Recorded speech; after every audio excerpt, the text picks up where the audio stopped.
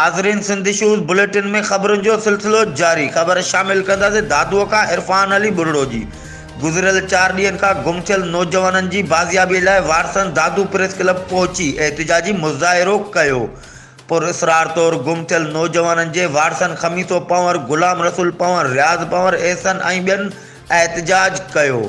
4 ॾींहनि खां अॻु ॻोठु गाजी खान पंवर मां दोस्त जी शादी तक़रीब में वञण जो ॿुधाए नौजवान मोहसिन पंवर ऐं संदसि दोस्त ख़ालिद पंवर घरां निकिता, जेके अञा ताईं वापसि न मोटी सघिया आहिनि। ॿिन्ही नौजवाननि जा मोबाइल फ़ोन पिणु बंदि पियल आहिनि। वारस शक आहे त नौजवाननि खे अगवा कयो वियो आहे। नौजवाननि जी पुरइसरार गुमशुदगी बाबति एनसी रिपोर्ट पिणु दाख़िल कराई आहे।